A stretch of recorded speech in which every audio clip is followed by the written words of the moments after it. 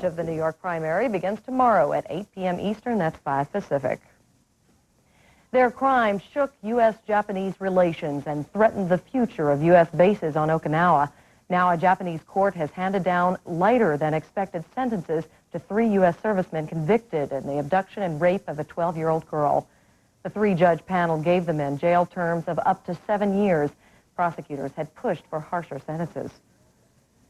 F. Lee Bailey is famous for keeping his clients out of jail, but he wasn't so lucky himself. Bailey was sentenced to 6 months in a federal prison in Tallahassee, Florida, after failing to turn over millions of dollars in assets a former client had forfeited in a drug case. Well, the royal split may carry a royal price tag. A British tabloid reports Princess Diana wants a $46 million divorce settlement from Prince Charles. The paper says Diana turned down a smaller offer. Buckingham Palace calls the report speculative. I'm Kathleen Kennedy in Atlanta. Now Showbiz Today.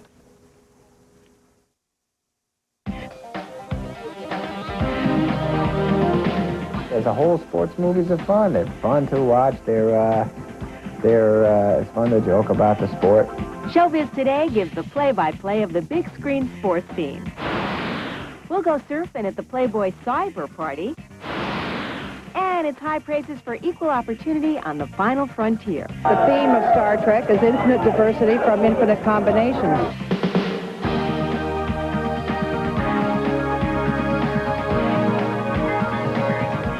Hello, everybody. I'm Lauren Sidney. And I'm Jim Moray. Lauren, I hear you're a big fan of films with sports themes. Right you are. I love Bull Durham. I love The Natural. And, of course, everybody cried at Brian's song. Well, you won't be crying at Ed. That's the story of a baseball-playing chimp. There are quite a few. I haven't seen it either. Quite a few sports-themed films coming out, and we will have more on that. But first, today's Showbuzz. Warren Beatty, Sandra Bullock, and Tom Hanks took a gamble and headed to Show West in Las Vegas Tuesday. They were just a few of the Hollywood A-list crowd that participated in 20th Century Fox's luncheon with theater owners. The Show West Convention's star-studded awards banquet rolls Thursday night. While many Academy members are in Las Vegas, their Oscar ballots are in the mail. The last batch of ballots were prepped and mailed Wednesday morning in Beverly Hills by the Price Waterhouse crew. There are just over 5,000 Academy members who must cast their votes by March 19th. Winners will be announced the big night, March 25th, in Los Angeles. From Raising Arizona to the Hudsucker Proxy, the Coen brothers, Joel and Ethan, have made movies that clearly stood out from the pack. Their latest, opening this weekend in New York and Los Angeles, is called Fargo, even though it's set in Minneapolis. Mark Shearer reports Fargo may have audiences laughing at and with a pair of inept criminals. So we got a trooper pull someone over. We got a shooting. These folks drive by. There's a high-speed pursuit, ends here, and then this execution type deal. It's based on a true story, but the tale of a bungled Minnesota kidnapping that unfolds in Joel and Ethan Coen's screenplay makes Fargo also a funny take on upper Midwestern manners. There's a sort of politeness and a little bit of a distance, a sort of reserve that's characteristic of a lot of people in the area that's oddly punctuated by these horrible, heinous crimes that you hear about more frequently than you'd think. Well, I'm a police officer from up Brainerd, investigating some malfeasance. Having grown up in suburban Minneapolis, director Joel Coen is sensitive to the film's portrayal of Minnesotans. They're sort of ordinary, everyday Joes, but on the surface. But when you get to sort of look at them more closely, you realize that they're much more complex than that. Brainerd? Yeah. Home of Paul Bunyan, Babe the Blue Ox. Babe the Blue Ox. Yeah, you know, we got that big statue up there. Police Chief Marge Gunderson is played by Frances McDormand, Joel Coen's wife. An Illinois native, she detects no condescension in Fargo. Well, I don't feel that way. I guess it's because I have so much respect and love for Marge that I'd be surprised if people thought that I was making fun of her, or if Joel and Ethan were. I was there, and it seemed pretty accurate. I didn't feel it was condescending. If Fargo makes fun of anyone, it's the two dim-witted criminals played by Steve Buscemi and Peter Stormare. Would it kill you to say something? I did. Fargo has its share of Coen Brothers-style guts and gore, courtesy of a wood chipper. Yeah, that's a wood chipper. That's my carry-on luggage on any plane now. For the Coen brothers, Fargo represents a bounce-back opportunity after the Hudsucker proxy, a critical and commercial disappointment. Do you think this film's going to sort of put them back on the map in any sort of way? I don't think Joel and Ethan will ever be on the map because they are unto themselves something outside of the Hollywood film industry. As they say in Minnesota, yeah, sure.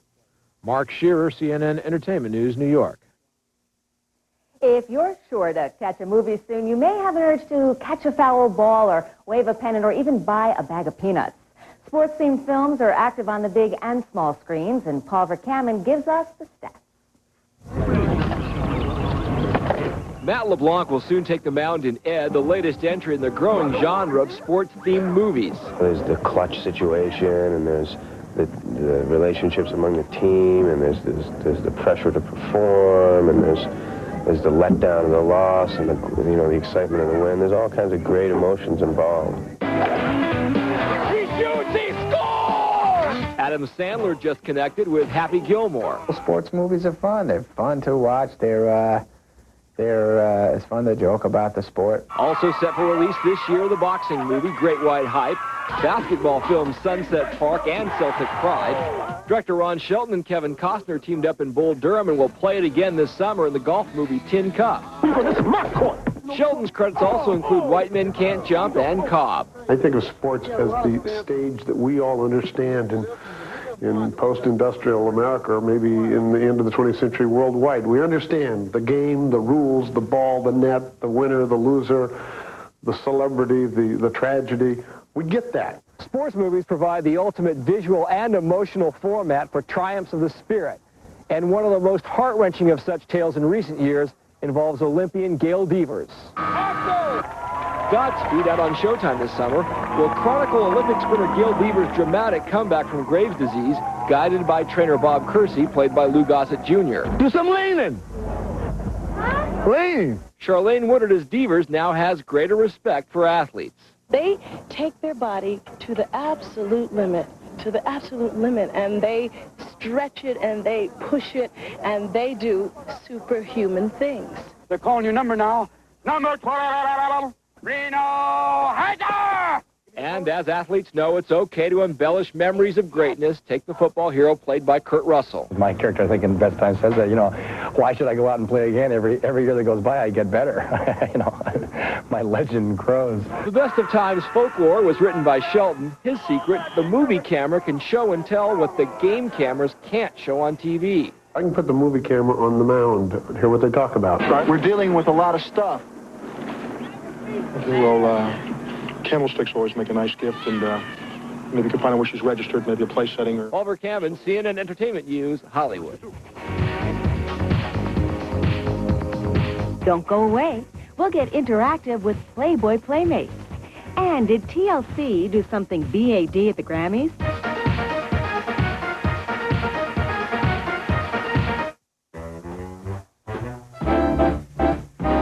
It was about innovation. It was about elegance. It was about convenience. It was about service. It was about dependability. It still is.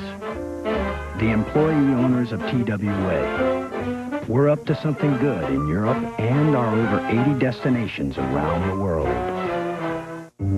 Take a good look through Transitions lenses.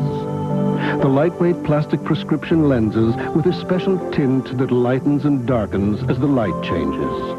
Lightweight plastic lenses that darken and lighten just like that. It's comfort you can see, day or night, outside or inside. Ask for Transitions lenses. Call 1-800-680-6700 for the Transitions Lenses Eye Care professional near you. That should do it. I'm transferring $100,000 right now. The electronic world can be a treacherous place. Yeah, well, look where we are. It just doesn't look right. It looks great. I'm not happy here. And if you've got some kind of off-the-shelf network that's not custom designed for your business, then something unexpected can happen. It's not there yet?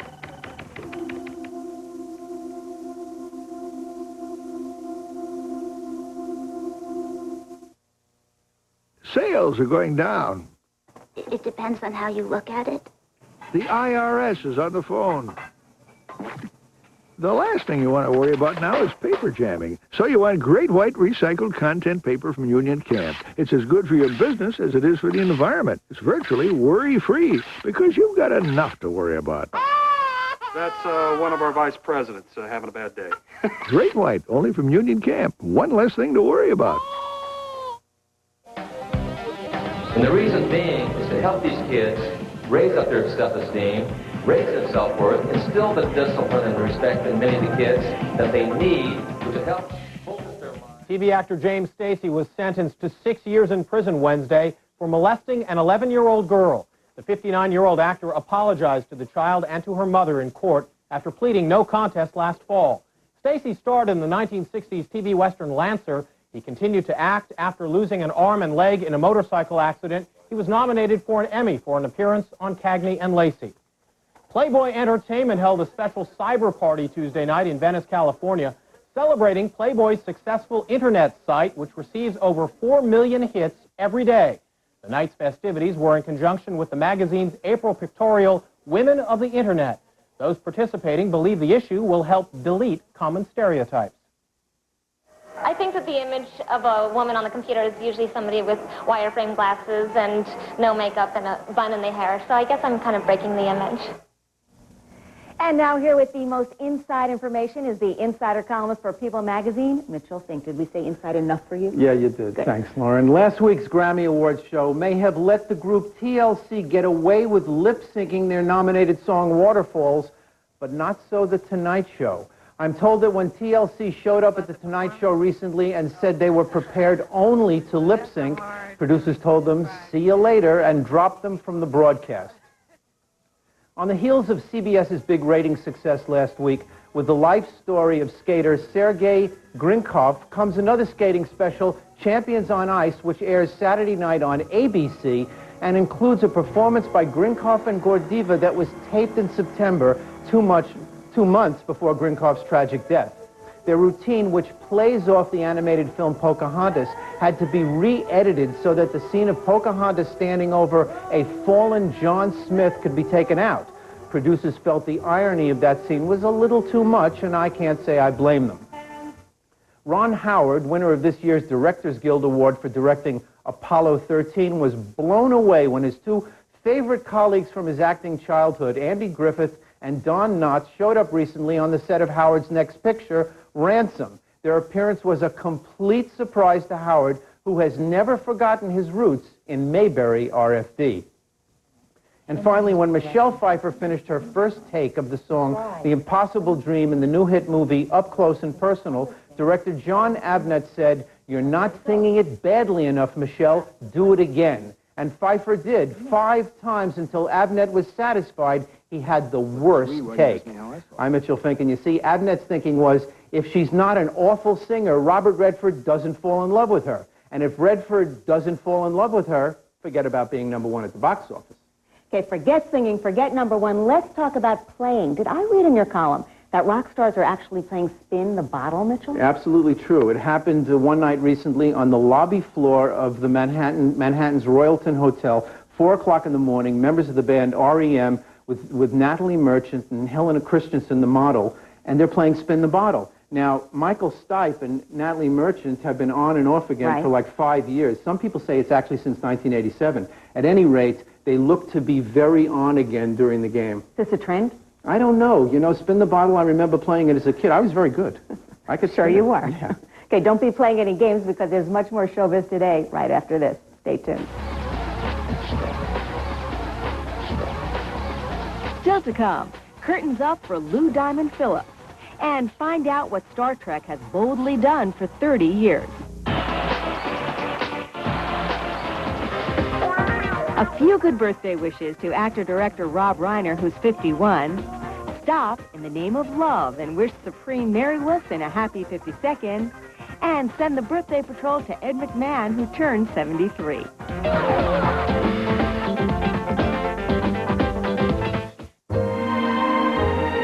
My name is Buzz, and I'm a bee. Sometimes people see me running around with flowers in my hand. They say, oh, that's That's a B. Now, as a B, I understand the flowers.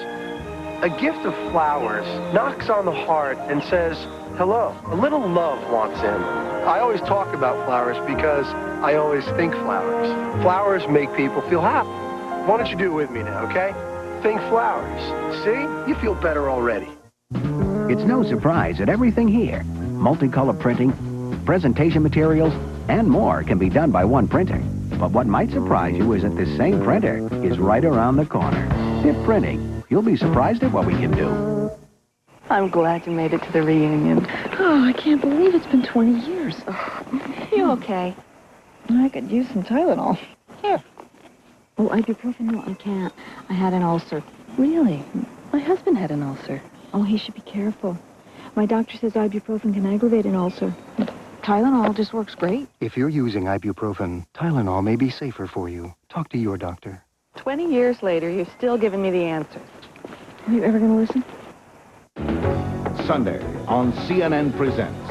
It was one of the world's most sophisticated businesses, a multi-billion-dollar global empire, so powerful it seemed invincible, so elaborate it controlled a nation, the Cali Cartel, the world's most lucrative cocaine enterprise. An exclusive look at how it flourished and how it fell. The war on the cocaine cartel on the next CNN Presents, Sunday, 9 Eastern.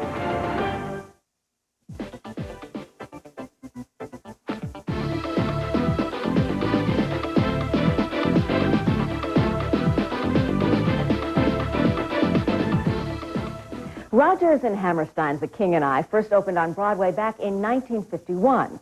It starred Gertrude Lawrence and a then little-known actor by the name of Yul Brynner. Today, it may be hard to imagine anyone other than the late actor in the role of the king, but as Cynthia Tornquist reports, a new king is on the way. Yul Brynner gave 4,625 performances as the King of Siam over the course of 30 years and became indelibly associated with the role. Yet just a decade after Brynner's death, Broadway is hoping theatergoers can forget Brynner and bow to a new king played by Lou Diamond Phillips. I have no more time for talk. I think the challenge is not to step into Yul Brynner's shoes. I think the challenge is to sort of not necessarily reinvent the role, but reintroduce it to audiences in a different fashion. Phillips will not be taking a trip to the barber. It actually has a purpose. It keeps the qualm, the soul, you know, in the top of your head and protects you. Phillips is in New York rehearsing for what will be his Broadway debut. What fans may not know is that the star of such films as La Bamba and Young Guns is no newcomer to the stage. His co-star, Tony Award winner Donna Murphy, says Phillips is more than ready. It was evident already that this was not just a film guy who didn't have a sense of stage. He's very stage-worthy.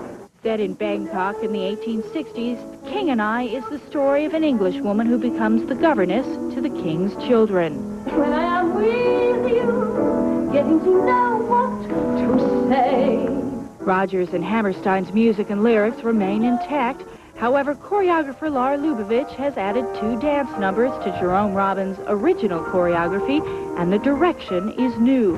I think if you present the production in its original form and you use the same design, that's what I consider a revival. But when you are reinvestigating the piece, no, I never hasn't crossed my mind. Okay, everybody, right here. The producers cast actors of Asian descent, so don't expect a repeat of the protests that accompanied the Broadway opening of Miss Saigon. I'm actually mostly Filipino on my mother's side, with a little Hawaiian, Spanish, and Chinese, and Scott Irish Cherokee on my father's side. So I'm a walking United Nations. The King and I opens on Broadway April 11th. Cynthia Tornquist, CNN Entertainment News, New York. If you prefer Gershwin over Rodgers and Hammerstein, then a new music release may strike a chord with you. Take a listen to what's new on the shelf. Nice work if you can get it, and you can get it if you try. Ira very much wanted these unpublished songs to be heard by people, but he was concerned about how they would be perceived, being sort of like the last precious stones from a diamond mine that had run dry, because Gershwin songs are now like diamonds. May you always be courageous, stand upright We feel very good about the way it sounds. Technology is improved, and since our last record, Jericho, we've played enough road shows and stuff to where I think the band is likely tighter than it's been in years.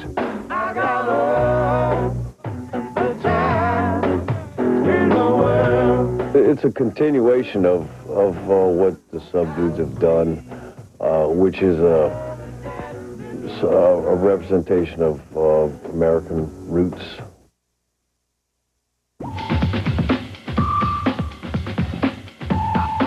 Trekkies, stay tuned to hear about Star Trek's top honors. And join us tomorrow when Lou Reed talks about his rockin' years.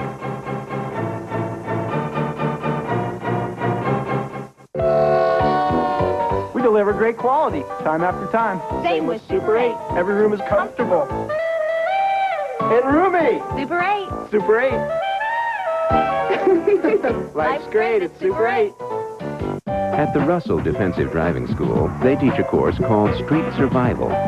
Here, drivers learn the fine art of skid control, accident avoidance, and emergency braking. While it's tough on the students, it's torture on the cars. Fortunately, they rely on the durable Mitsubishi Galant, because even after miles of abuse, the Galant's always ready for more. The Galant, a car of enduring quality. From Mitsubishi, the new thinking in automobiles. Important news from Cardism CD. Ready for our walk? Yes. Where did this come from? Oh, that's the Carter Sense newsletter. It's free with my Cardism CD prescription. This article on walking is really interesting. Yeah, we're exercising more and eating better. Ask your doctor about Cardism CD and the Cardisense newsletter, and call 1-800-664-3800 for one free copy of Cardisense. Cardism CD and Cardisense. It's no surprise that everything here, multicolor printing, presentation materials, and more can be done by one printer. But what might surprise you is that this same printer is right around the corner. Dip Printing. You'll be surprised at what we can do. News travels fast. This just into headline That's news. why people turn to headline news for continuously updated news. Because it doesn't matter what hour of the day it is, the time for headline news is always now.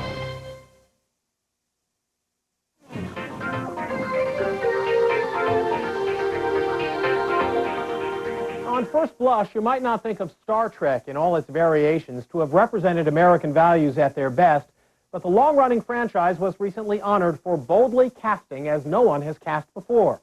Dennis Michael explains. Maintaining standard orbit, Captain. Lieutenant Uhura, and a report from the planet security team. Everything is quiet, sir. In retrospect, everything looks pretty calm and ordinary on the bridge of the original USS Enterprise, but for 1966, this was quite a scene. By putting a black woman and an Asian man into a small ensemble, it was obvious from the very beginning that Gene wanted the original Star Trek show to have a sense of diversity. Gene was, of course, the late Gene Roddenberry, creator of the original Star Trek series. This month, the Screen Actors Guild remembered Roddenberry and honored those who have carried on after him for the dedication to casting diversity that has continued to be central to the Star Trek ideal for 30 years. We are all in this together. This is the way we started out. This is the way we've always done it. And, this was Gene's idea in the first place. He always said that the theme of Star Trek is infinite diversity from infinite combinations. The idea of challenging the white male adventurer image dates back even to the original pilot of the first Star Trek, in which the second in command of the Enterprise was a woman. It's just that I can't get used to having a woman on the bridge. And neither could the network. When the pilot was reshot, the network called for a male executive officer instead. That got some trouble from the network. There was also problems with an interracial kiss. The concept of diversity, whether it has to do with sexual orientation or race or philosophy, was always one of the more provocative, controversial elements of Star Trek, and hopefully it continues to be equally provocative today. This was Gene's dream. It was not an accident. It was something with matter of forethought for humanity, and it lives today. It's really wonderful being part of that original. You are bluffing. Wrong again, Albert. In the 30 years, 4 television series and 7 films that followed, Star Trek Productions continue to push that envelope, casting handicapped actors and characters that defy stereotyping. It's created better stories and has had a side benefit. it opens up 3 times as many potential actors for any given part. Star Trek has had its biggest successes by commenting on the present by means of the future. But in this very important way, it's helping shape the future we hope to live in tomorrow. Dennis Michael, CNN Entertainment News, Hollywood. As Spock would say, live long and prosper. We've reached our final frontier for today, but join us tomorrow as Billy Crystal and Robin Williams ham it up in Hamlet. In Hollywood, I'm Jim Moray. And in New York, I'm Lauren City. And for all of us here at Showbiz Today, thank you so much for watching, and please come back again tomorrow. See you then. I'm learning about you.